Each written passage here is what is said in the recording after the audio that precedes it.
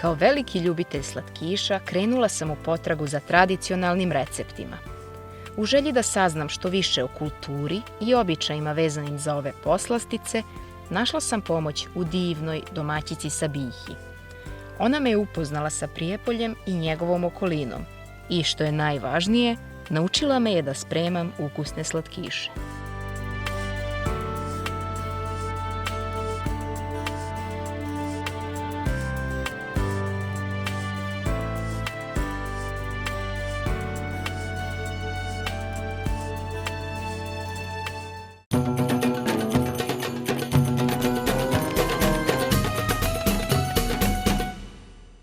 Draga moja Kristina, ja sam tebe sada dovela pored rijeke Lim u Brodarevu.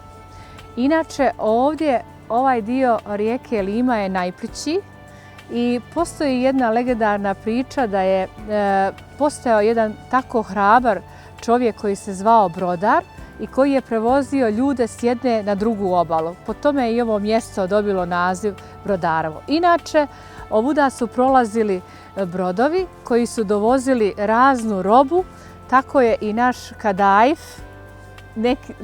u nekom 18. vijeku dospio na ove vamo krajeve i došao je i u ovo mjesto i ja ću tebe sad povesti da mi idemo da spremamo Kadaif.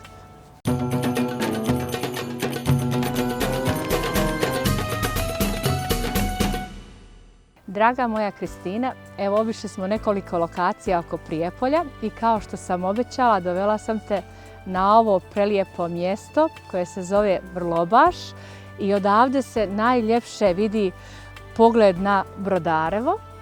I kao što je lijepo ovo mjesto, danas ćemo da pravimo ja i ti jedan prelijepi recept ili dezert koji se zove Kadaif, punjeni Kadaif.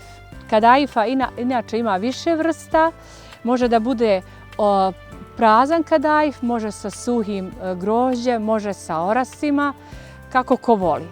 Često se sprema za bajrame, ramazane, za sunnete, znači nije uobičajeno u ostalim svakodnevnim danima, ali za te naše praznike i za posebne prilike, znači ovo je prava poslastica. Znači praznični recept. Jest.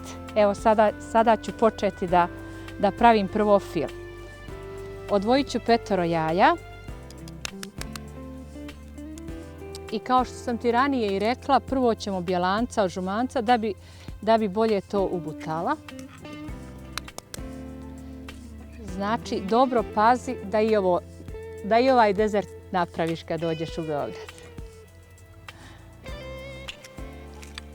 Ubutat ću bjelanca u čvrst snijeg.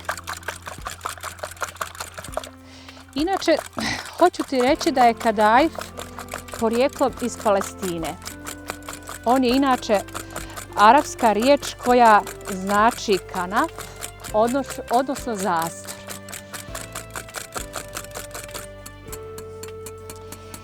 Evo, ubutala sam bjelanca i prije nego što stavim u njih žumancad i šećer, stavit ću maslac i ulje da se rastope, vidjet ćeš posle kako ću to da prelivam sa ovom smjesom. A na šporetu se opet kuva agda? Naravno, ovo se zovu saftali dezerti i oni su neizbježni od, kako hoćeš da kažeš, ili agda, ili saft, ili šerbet, kako ko zove. Uglavnom, mi smo tu stavili šećer i vodu, ono će se skuhati za 10 minuta, izmaćemo ga malo da se malo prohladi jer Kadaif se zaljeva vrući. A bit će i vruće kafice uskoro? Naravno. I imamo i fildžane i sve je kako treba. Inače, da ti napomenem da je po predanjima Kadaif iz 10. ili 15. vijeka, a inače u Tursku je dospio negdje u 18. vijeku, tako da je pored baklave postao neizbježan dezert na trpezama. Evo ovako, sad ću malo da ubutam ovo dvoje.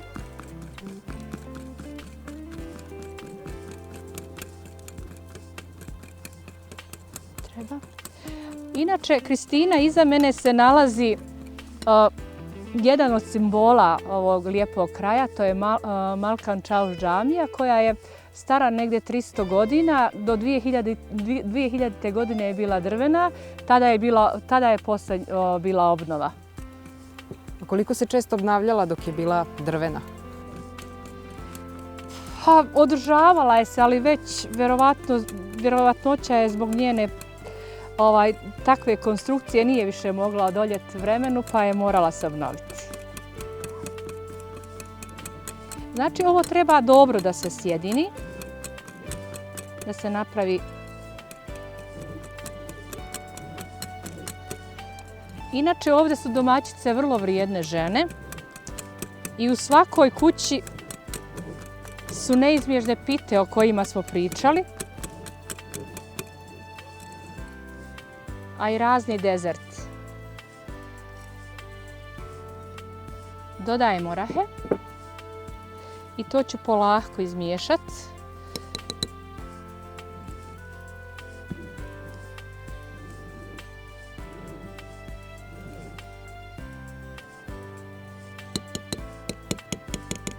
Mogu ja to bolje ovako. Imam kašiku. Ovih dana često si puta spomenula da treba da se kolači zalivaju vrućom magdom. Postoji neki običaj kada se koji kolač zaliva toplom ili hladnom magdom. Kako je to? Imam jednu lijepu priču ti ispričati, zaboravila sam to i reći. Da su, opet se vraćam na naše vrsne domaćice, onog oštrog oka i dobre pameti. To su naše, naravno, nane i majke koje su praktikovale uvijek nešto u svom špajzu imati.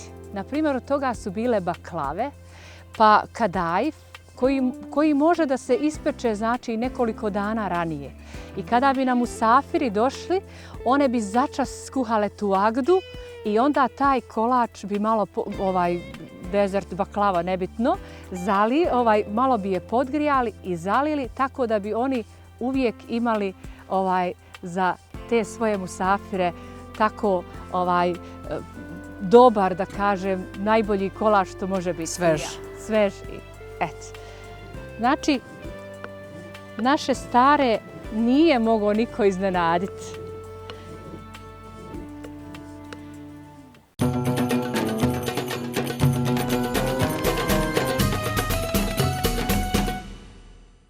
Sada ću da podmastim pleh. Inače, ranije su bile masuz tepsije u kojima se pravio kadajf.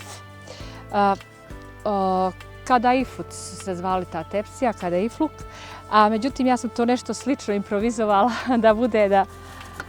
da bude slično. I zamisli, moja Kristina, da ovdje ima 500 grama kadajfa. A toliko mnogo? Neko bi rekao da je to neki kilogram. Uzimat ću pomalo. Malo će to da prska, ali nema veze, sve ću ja iskoristiti. A kako se pravi kadajf? Kadajf, nekad su naše majke i nane pravile kadajf i ja sam to malo upamtila. Zakuhavalo bi se tijesto od brašna. Domaća jaja bi se naravno uvijek gledala da to budu i malo vode. Tijesto bilo malo ređe i to bi se razvlačilo na sinijama. I onda bi se stavljali veliki čaršafi po cijeloj kući gdje bi imalo prostora, naravno i po krevetima, čak bi krevete razvukli da bi mogli da stave, da bi se sušile te kore. Kore ne bi smjele mnogo da se osuše jer one su se morale motati i znači što sitnije rezati. Ovo je sada mašinska proizvodnja kadajfa. Možda je on bio malo deblji nego ova sad vlakna što su.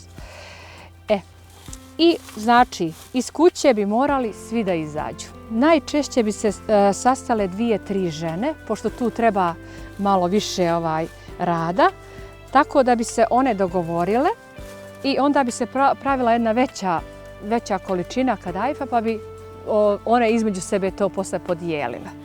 Međutim, eto, sada je olakšanje veliko i kadajf se mašinski proizvodi i malo prije, kao što sam rekla, on se može naći u Pazaru, u Sarajevu, čak donose ga Neki ovdje rijetko ima u radnjama, ali opet, eto, nabavi se ko voli ovu poslasticu, on i nabavi da je pravi. Inače, tijesto se razvijalo, mogu ti reći, na soframa. Znaš šta je sofra? Ne znam. Ne znaš.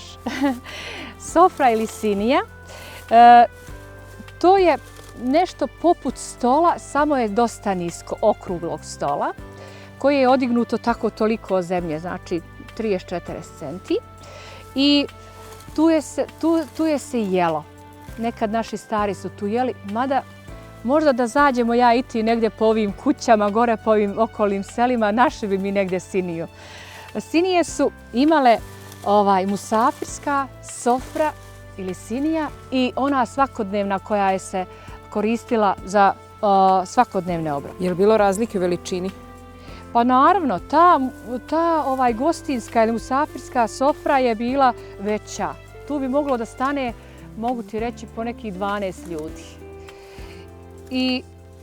I lahko, žene kada bi pravile te jufke, to sam i ja imala i tu privilegiju da i to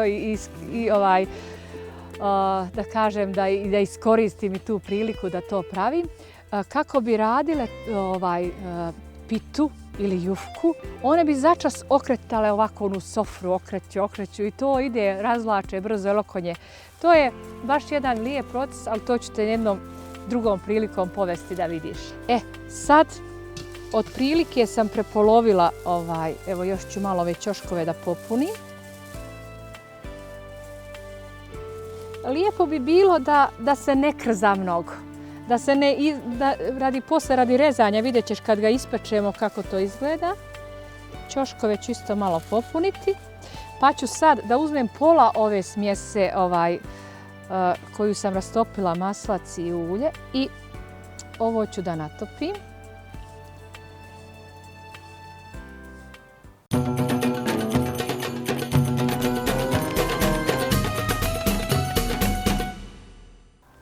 Sada ću ovaj fil da prelijem preko. Otprilike ću sve rasporediti da bude svugdje isto. Mada kao što sam ti rekla malo prije, Kristina, on može da se peče i sam. Znači dovoljno bi bilo i taj maslac, puter, šta hoćete, i da se on lijepo ispeče, da se zalije agdom. Neko i tako voli. Neko stavlja, znači, mjesto ovoga suhog grožđe, ko voli. Mada mi malo suhog grožđa, iskreno kažem, izgori. Probala sam to, ali ovo je sasvim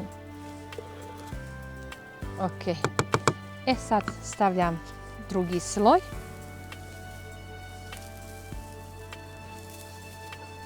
Koliko će biti slojeva? Ova dva. Između je fil, 2 sloja kadajfa. Kad se on ispeče, zalije, on taman dođe u visini ove tepsije. Poslije ćeš pogledati.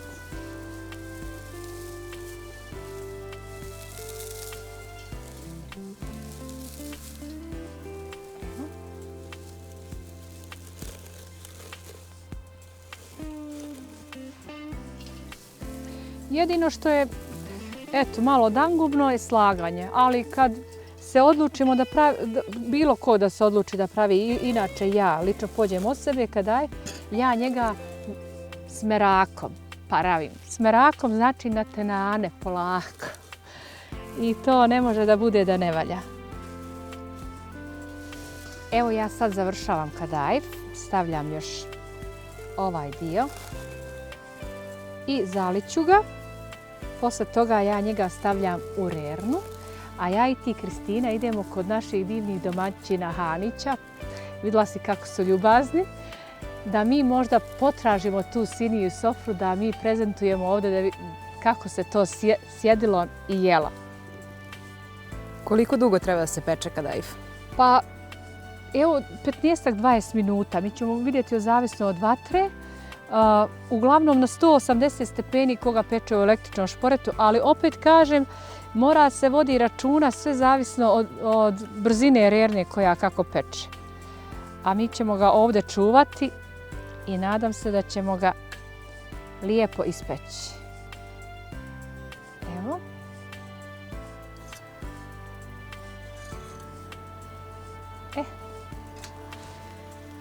Lijepo ću ga još malo počistiti. Sad ću ja da otvorim rernu i da ubacim kadajif.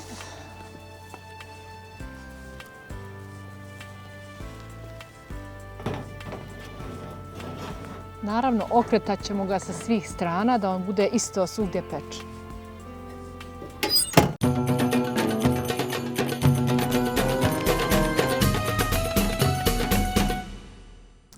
Draga moja Kristina, kadajif je pečen, sad ga vadim i ide proces zaljevanja. Onda ćemo ga ostaviti da se on malo ohladi, a mi ćemo da idemo kod naših dobrih domaćina Hanića da potražimo sofru da bi tamo servirali naš kadajif.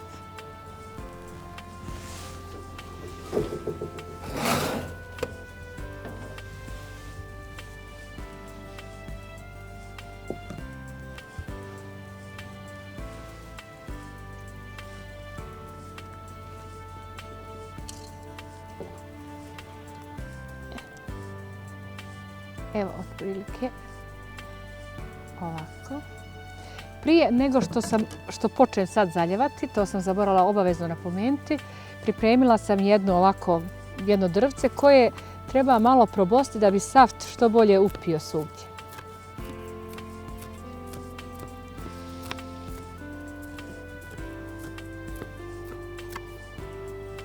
Koliko ide sirupa ili agde na tih pola kilograma kadajfa? Pa na ovaj pleh ide 1,5 kilogram šećera i nekih 1,20 l vode. Ne treba agda mnogo da se kuha. 15 minuta i onda je sklonim ona malo da se prohladi u kraj šporeta. Da bi ovo izgledalo, evo baš ovako. Na kraju kuvanja agde staviš 2 kriške limuna? Pa da, uvijek treba staviti limun na kraju ove agde da ne bi preovladao miris limuna. A inače limun se stavlja da ne bi se ona kasnije čvrsla mnogo. Da ne bi se ušećerila agde.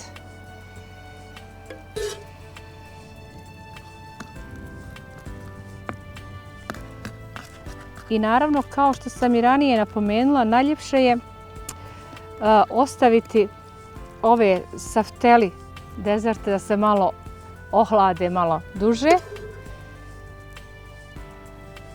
Kadajif je malo specifičan. Rekli bi da kad gledamo ovako, gledajući neće ništa to upiti, međutim vidjet ćeš za jedno pola sata kako će to doći na svoje. Evo, to je taj kadajif.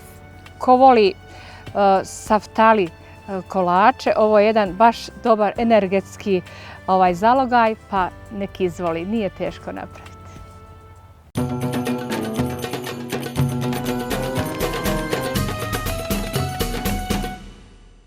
Evo, Kristina, kao što sam ti malo prije i rekla, da ako zavirimo u nečiji ovdje dom možemo naći siniju i sofru. Evo, kod naših dobrih domaćina Hanića mi smo naše siniju i evo kako ti se čini? Izgleda ozbiljno staro. Pa evo, preko 80 godina kako kažu naši domaćini. Ovako je nekad bila tradicija da se jede, znači porodično. Ovo je bila mala sofra, ima i veće od ovih. I mogla se okačiti na zid? Naravno. One dugo i traju zato što se na suhom kače, znači ili negdje vani ili unutra. Uglavnom ona imala uvijek svoje posebno mjesto. Divno. Hvala vam što ste bili divni domaćini. Ovo je divan pogled na Brodarevo i nadam se da ćemo se ponovo vidjeti.